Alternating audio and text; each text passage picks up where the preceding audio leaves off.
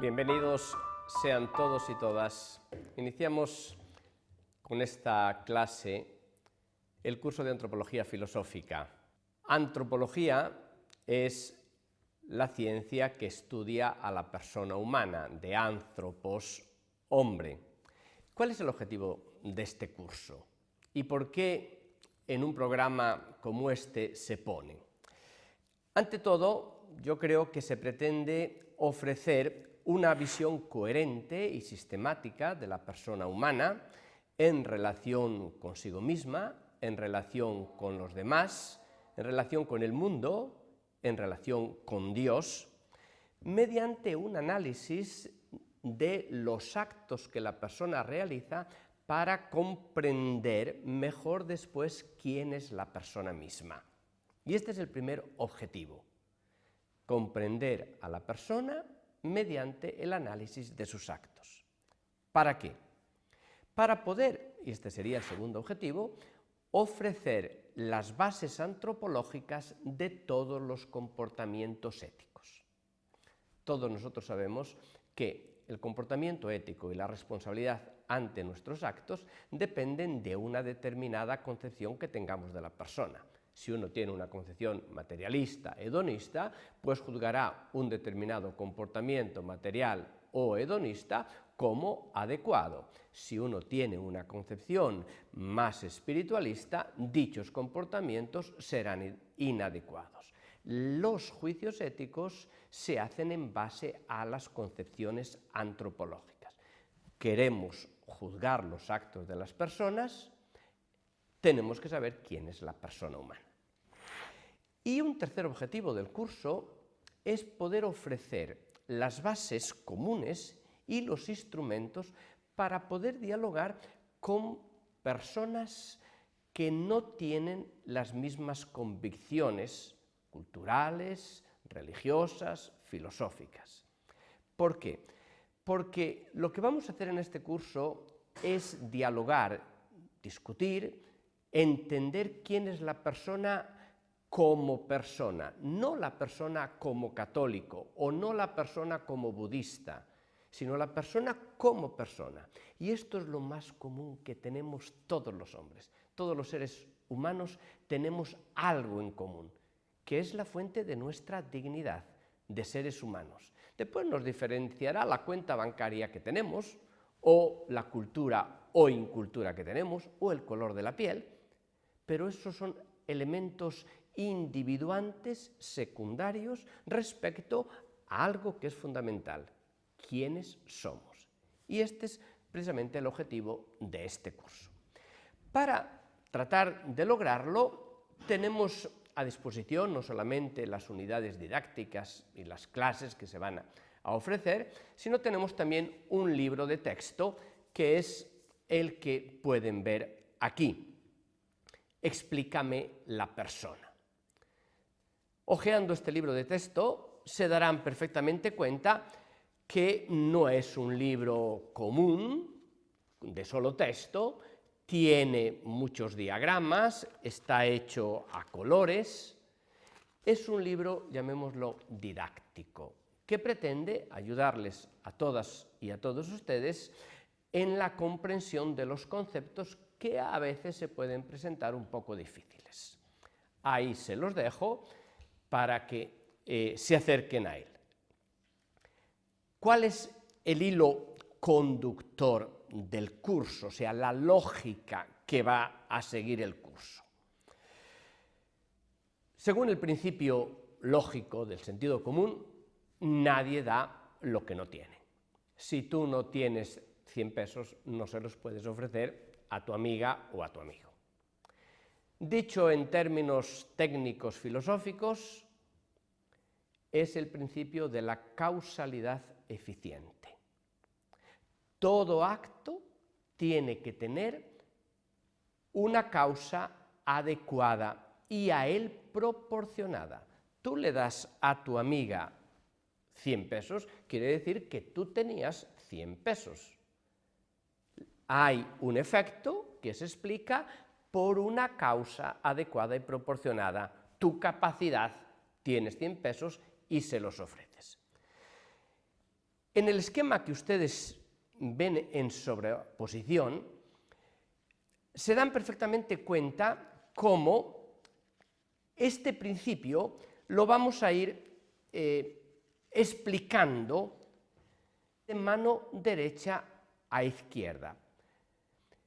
Si ven bien el esquema, tendrán de mano izquierda hacia derecha tienen la persona humana como primer elemento y a mano derecha tienen los actos segundos, es decir, los actos que realiza la persona humana.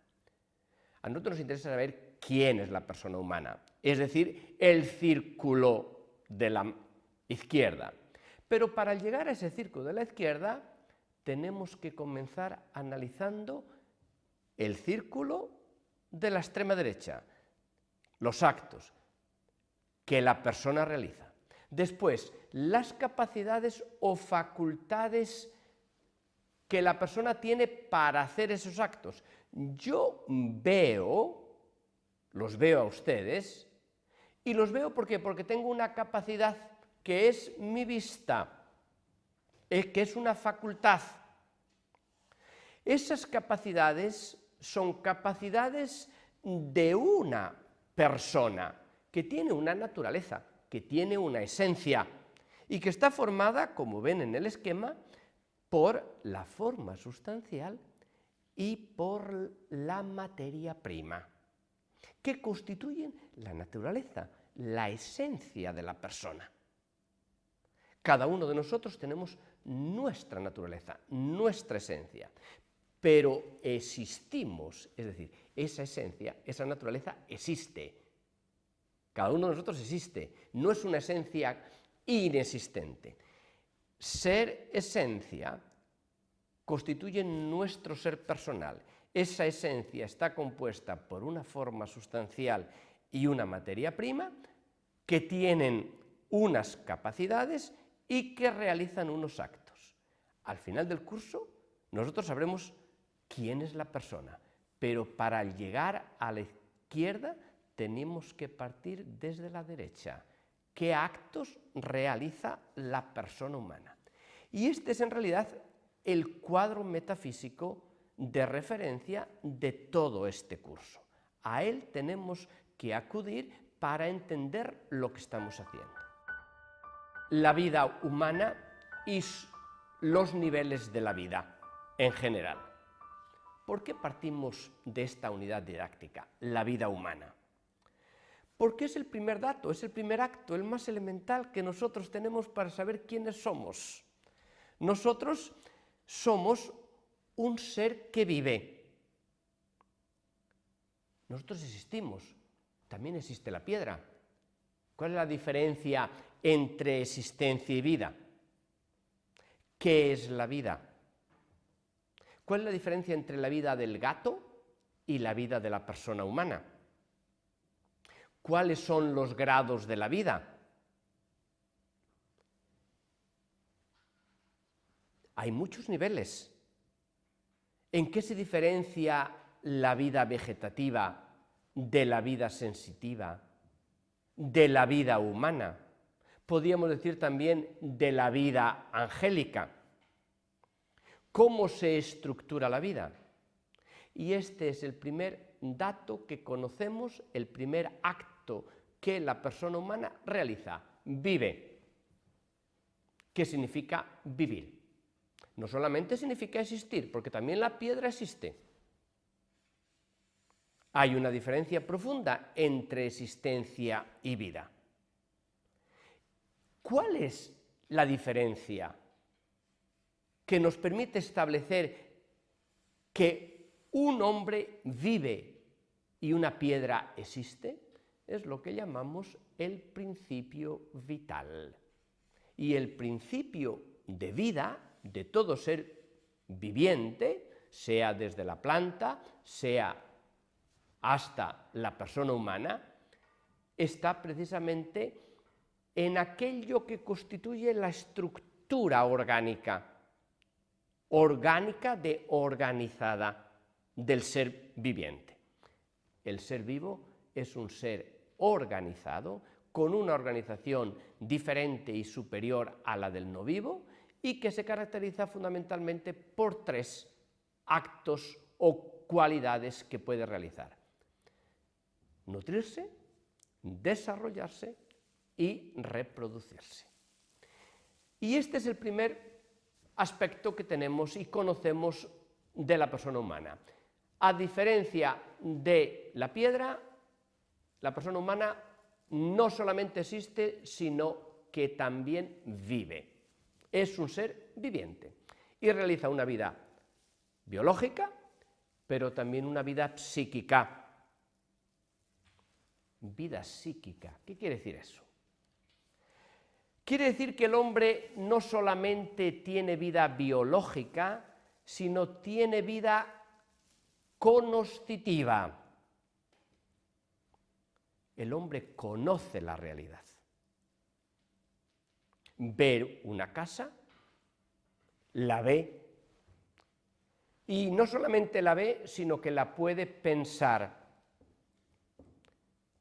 ¿Qué significa conocer?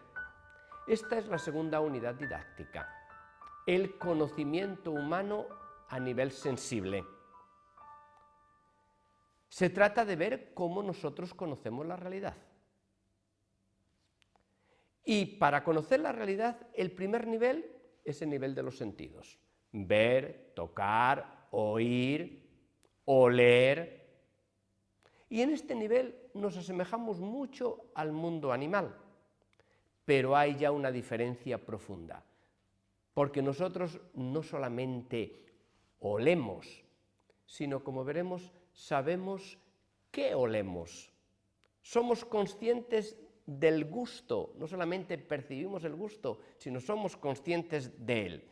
Es decir, el conocimiento que nosotros realizamos a nivel sensible y que se asemeja mucho al de los animales, se diferenciará profundamente de ellos, no solamente por nuestros órganos y nuestra capacidad, sino porque en nosotros se dará otro nivel superior, que es el nivel de la inteligencia. Tercera unidad didáctica: la inteligencia humana y el conocimiento intelectual. Conocer no es solo percibir la realidad. El hombre posee un tipo de conocimiento que, además de percibir, entiende la realidad. ¿Qué es la inteligencia humana? Una vez estaba dando esta clase en una universidad europea, en Madrid, y me dice un alumno: profesor, también mi perro es inteligente. Traté de explicarle que sí, tenía una percepción de la realidad, que conocía también la realidad, que veía, que distinguía entre el amo y el extraño, y el alumno insistía que el perro era inteligente como las personas humanas. A lo que le dije: oiga, mire, mañana dígale a su perro que venga a la clase y usted se puede quedar en casa. Y toda la clase se echó a reír. Por paradoja, entendió que la inteligencia de su perrito no es la misma que la inteligencia humana, por más que digamos que los animales son inteligentes. ¿Qué significa ser inteligente? Significa esa capacidad no solamente de captar la realidad, de percibir la realidad, de tocar la realidad, de conocerla sensiblemente, sino de entenderla. Entenderla. ¿Por qué? Porque mediante nuestra inteligencia nosotros realizamos 3 actos, que son el entender, el juzgar y el razonar. Cada uno de esos 3 actos define nuestra identidad como capacidad de entender las cosas. Ciertamente, los animales tienen un conocimiento sensible, distinguen las cosas, pero propiamente no entienden la realidad. Es decir, no conceptualizan. Ven el árbol, ven al dueño de casa, perciben que es un árbol o que es el dueño de casa, pero no son capaces de conceptualizar, de entender. ¿Qué significa conceptualizar? Significa precisamente captar la esencia de esa realidad. Yo no solamente veo el árbol, sino sé qué es el árbol. No solamente veo este pino, sino sé qué es el pino y cómo el pino se diferencia no solamente por su forma y su estructura, sino en su esencia de la encina. Eso significa entender. Y porque yo entiendo, hago un concepto. Y al concepto le asigno un término. Y digo, libro, mesa. Y el concepto libro vale para este, de Ramón Lucas, explícame la persona, y vale para el otro, que es de otro autor diferente y que tiene otra forma diferente. Y el concepto mesa vale para esta, que es blanca, y para otra, que es de color de madera de caoba. Porque el concepto ya no es particular, sino que es universal, aplicable a muchos, es decir, a todos aquellos que tienen esa naturaleza, a todos los libros, a todas las mesas. Y porque nosotros entendemos esto y conceptualizamos, podemos después hacer juicios, segundo acto de nuestra inteligencia. ¿Qué es un juicio? Es la capacidad de unir una serie de conceptos de forma lógica. El libro está sobre la mesa blanca. Yo he unido el concepto libro, el concepto mesa y el concepto blanco. Y he afirmado que este objeto, libro, está sobre la mesa blanca. Y he hecho un juicio. Y en este caso es un juicio verdadero. Es decir, corresponde a la realidad. Efectivamente, sobre la mesa hay un libro. Yo digo, el árbol está sobre la mesa blanca. También he hecho un juicio que demuestra mi mismísima capacidad intelectual.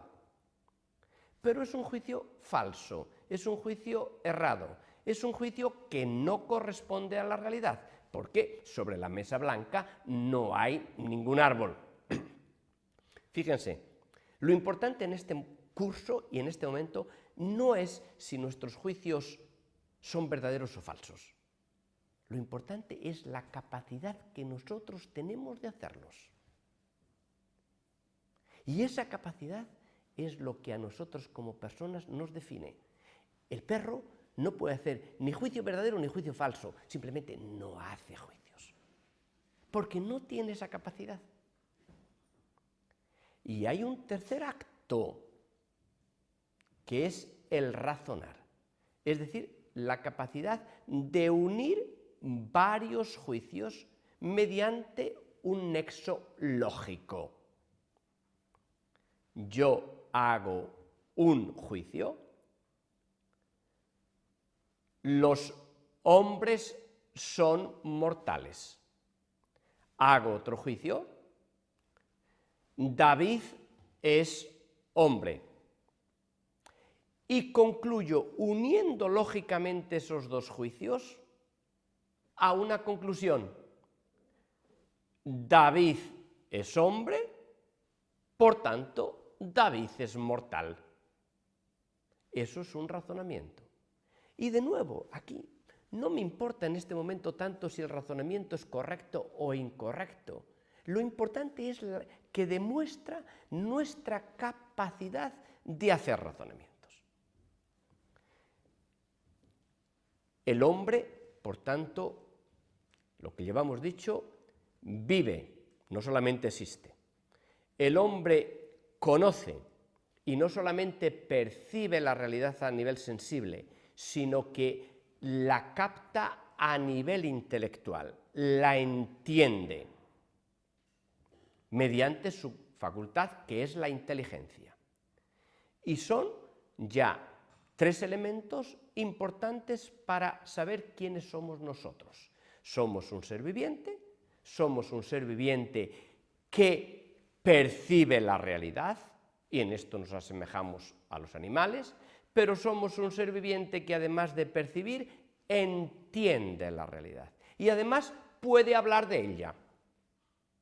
De hecho, tenemos un lenguaje conceptual, un lenguaje simbólico, un lenguaje en el cual yo, en español, a esto lo llamo mesa, a esta realidad, pero en inglés lo llamo table, y en italiano lo llamo tavola. Diversos términos para una misma realidad, para un mismo concepto. Esto es posible hacerlo porque somos inteligentes. Pero el hombre no solamente comprende la realidad.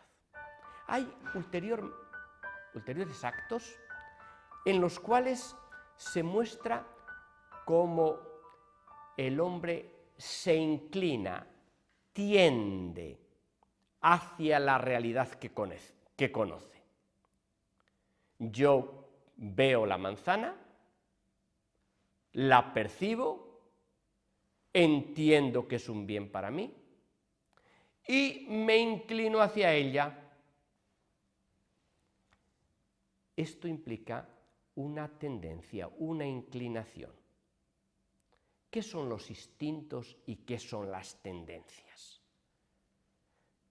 El hombre, como los animales, tiene instintos y tendencias biológicas, instintos y tendencias sensibles. Huye de lo que le da miedo, se acerca a lo que le gusta.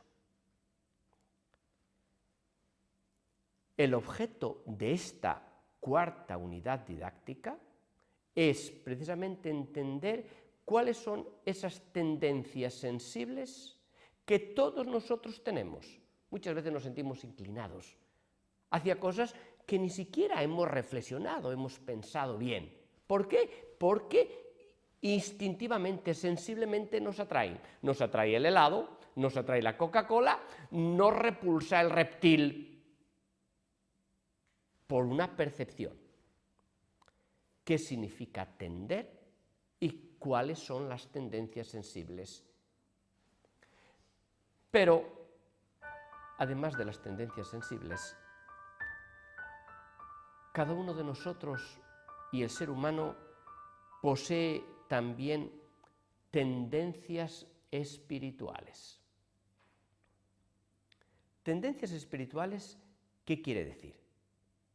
Que nosotros no solamente nos sentimos inclinados a lo que percibimos, sino también a lo que entendemos.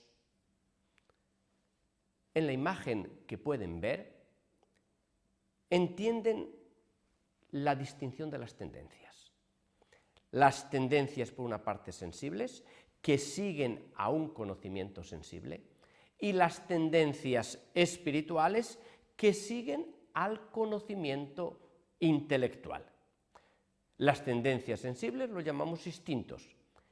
La tendencia espiritual la llamamos voluntad.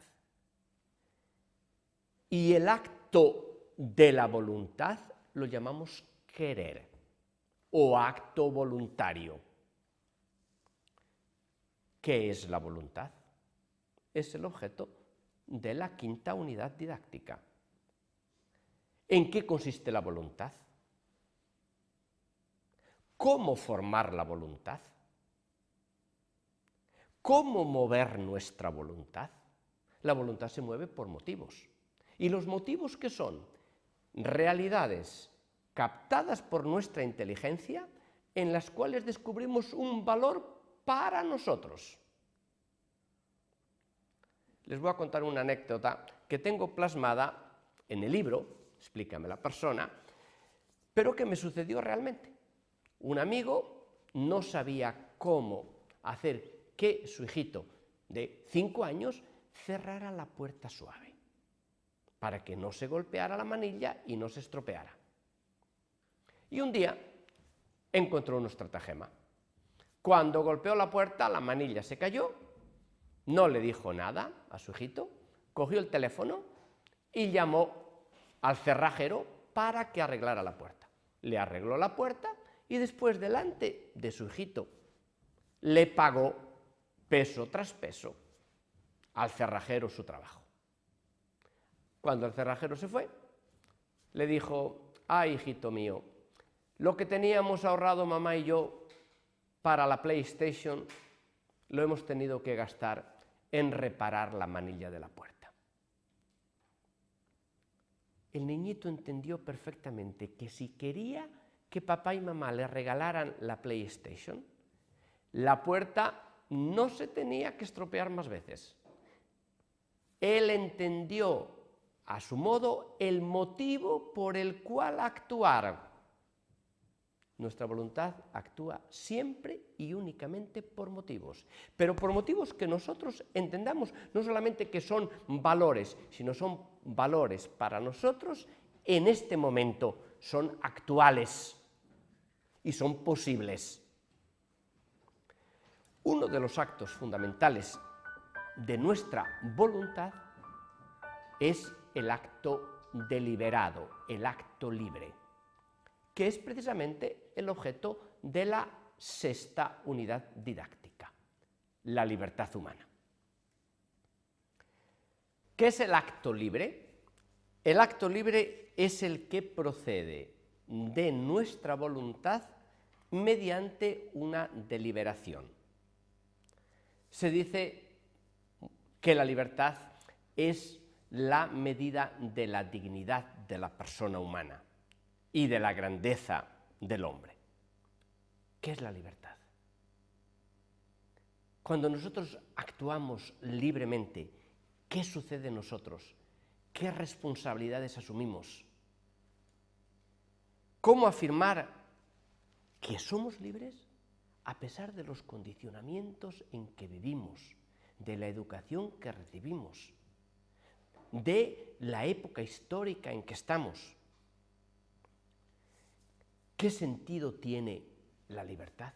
¿Para qué la libertad? Se habla de libertad usando dos preposiciones: libertad de, libertad para. Si yo soy libre de los condicionamientos, es para poder realizar una misión. ¿Qué relación hay entre libertad y verdad?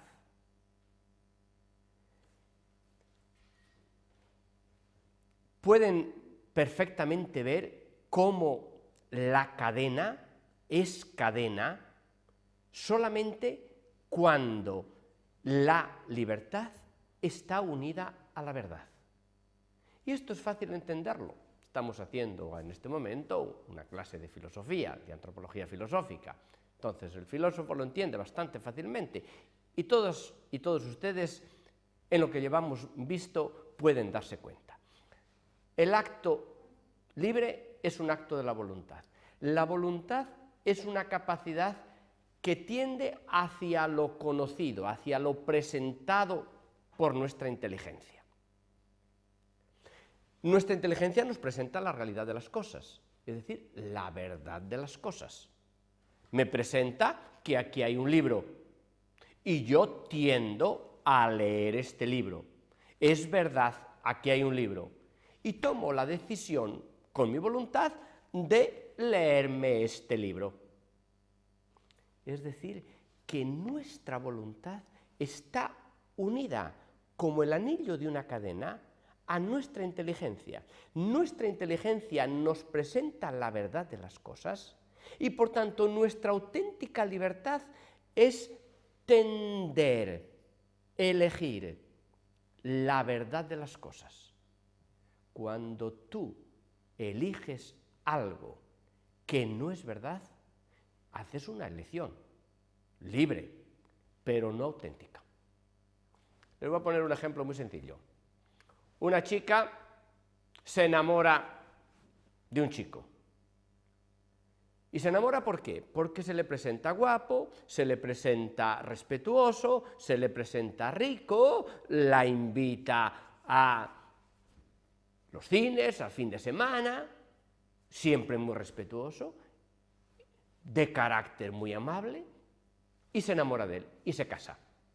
A la semana siguiente, este se cambia la piel que se había puesto y resulta que es un drogadicto, resulta que es un narcotraficante, resulta que ya no es respetuoso y que había hecho ese comportamiento solamente para casarse con ella. La chica dice: me engañaste. Claro que te engañó. ¿Tú hiciste un acto libre casándote con ella? ¿Con él? Sí. ¿Hiciste un acto verdadero, un acto auténtico? No, porque lo hiciste en base a un engaño.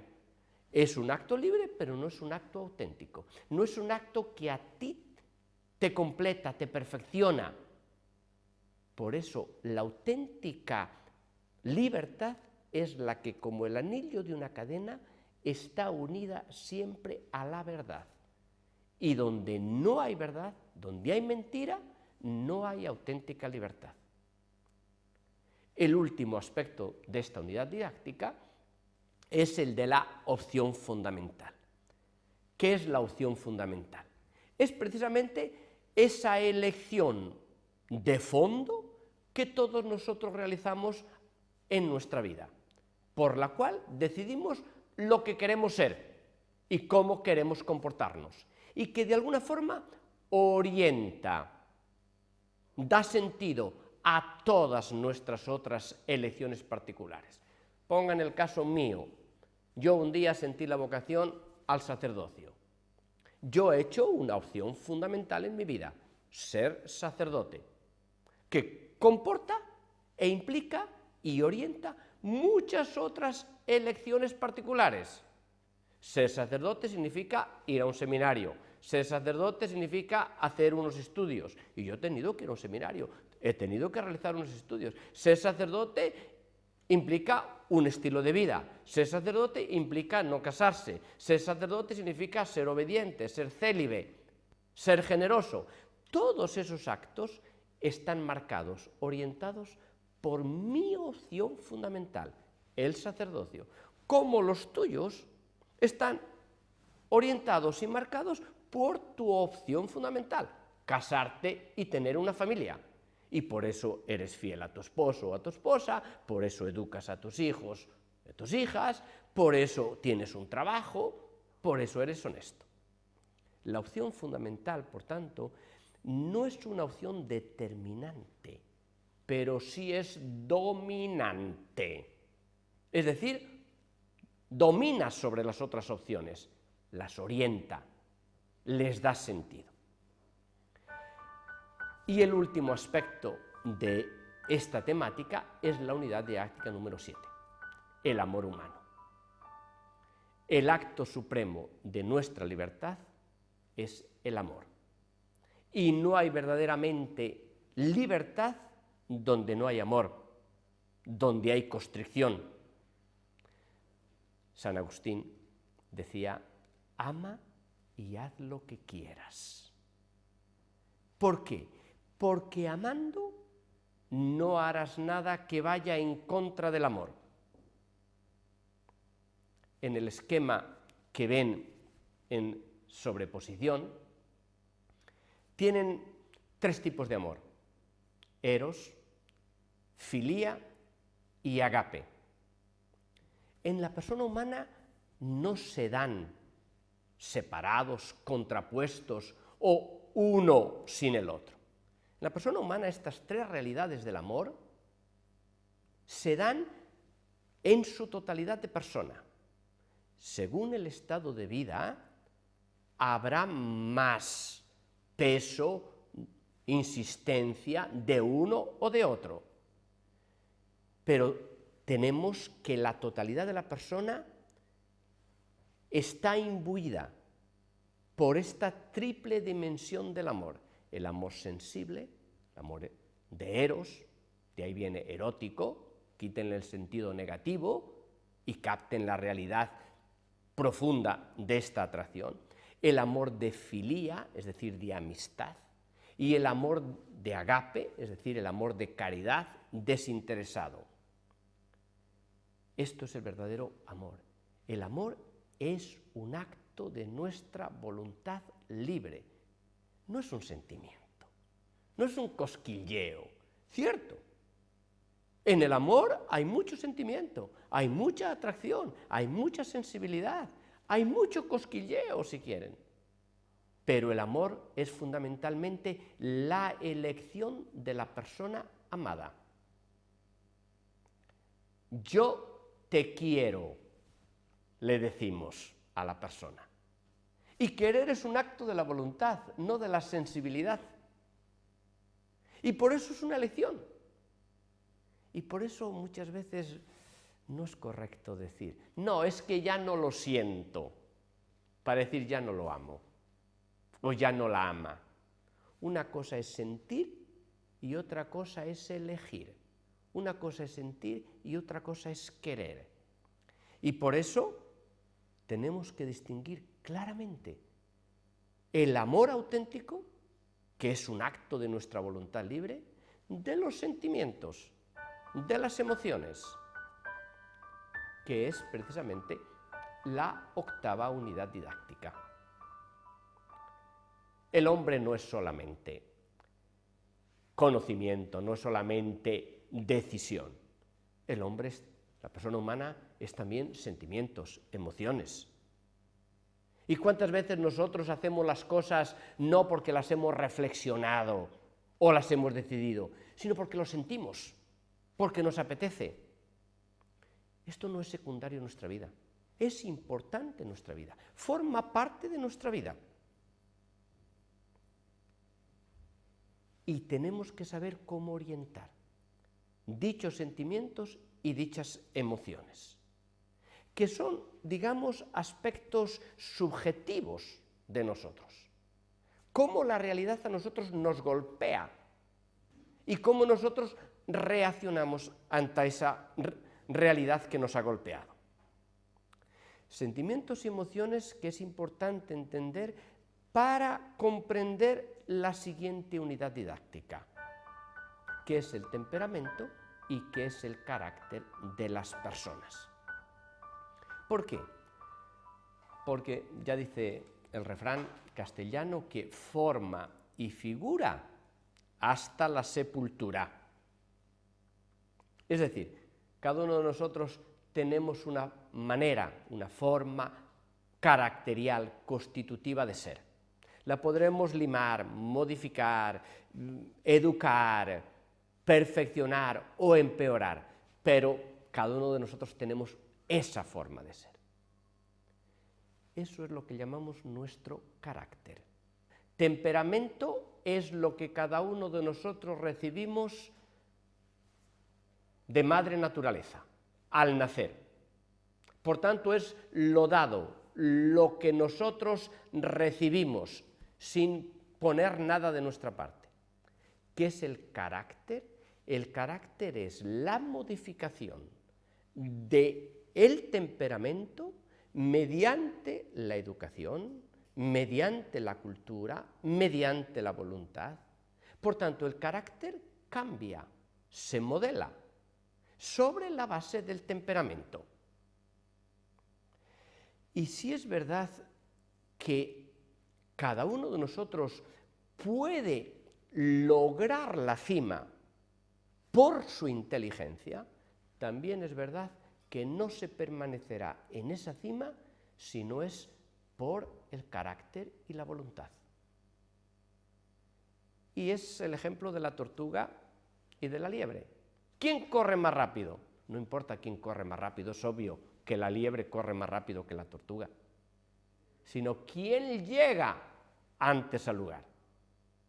Y muchas veces es la constancia, es la tenacidad, es la voluntad, es el carácter el que te hace lograr objetivos mayores que aquellos que puede lograr una persona que, aun siendo muy inteligente, no tiene carácter, es decir, no está formada. Cuerpo y persona. Podemos decir que la persona es como una manzana. Una manzana reineta que tiene por una parte un color más amarillo, por otra parte más rojizo. Cuerpo y alma. Ustedes traten de separar en la manzana, o si quieren en la papaya, el color rojizo del color amarillo. Les será dificilísimo decidir dónde termina uno y dónde comienza el otro. ¿Por qué? Porque hay una síntesis, hay una simbiosis, hay un entrelazamiento. Y la persona humana no es ni cuerpo ni alma, es cuerpo y alma. Y por eso todo nuestro amor, que es un acto espiritual, es también un acto corpóreo, se dirige a una persona concreta.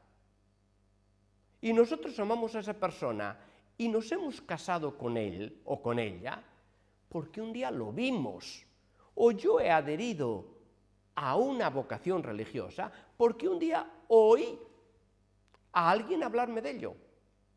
Es decir, nuestro ser, persona, es siempre un ser corpóreo y es un ser espiritual. De ahí que no podamos decir que nosotros tenemos un cuerpo. Nosotros somos nuestro cuerpo. Y cada uno de nosotros somos identificados y nos identifican los demás precisamente por nuestro cuerpo, como nos identifican también por nuestra alma. Ni tenemos un cuerpo ni tenemos un alma. Somos cuerpo y somos alma. Somos unidad de cuerpo y alma. Y eso es lo que es la persona. Y en esta unidad de cuerpo y alma hay elementos constatables, materiales, corpóreos, que puedo pesar, puedo medir. Y digo, mido 1,67, peso 70 kilos. Y hay otros elementos espirituales que son igualmente reales que el peso y la medida, pero que ni puedo pesar ni puedo medir. Ni puedo decir están en esta parte. ¿Dónde está tu alma? ¿Dónde está tu amor? Alguno puede decir, mi amor está en mi corazón. Que Dios no permita que algún día te enfermes del corazón y te tengan que hacer un trasplante. Porque como te tengan que hacer un trasplante de corazón y tu amor esté todo en tu corazón, te han acabado todo tu amor. Porque trasplantándote el corazón, te habrán trasplantado también tu amor. Se trasplanta el órgano físico, pero la persona con su amor sigue siendo la misma. ¿Por qué? Porque el amor no está en ninguno de nuestros órganos. Es una imagen que nosotros usamos para decir que el amor está en el corazón. Pero en realidad el amor está en todo nuestro ser. En ninguna parte concreta, en ningún órgano concreto de nuestro ser, en todo nuestro ser. Somos lo que amamos. La unidad didáctica número 11 se relaciona justamente con lo que estoy diciendo y es el tema de la sexualidad humana. Todas estas consideraciones antropológicas son útiles para entender por qué la persona humana es una persona sexuada y qué significa la sexualidad en la persona humana. La sexualidad va mucho más allá de la genitalidad.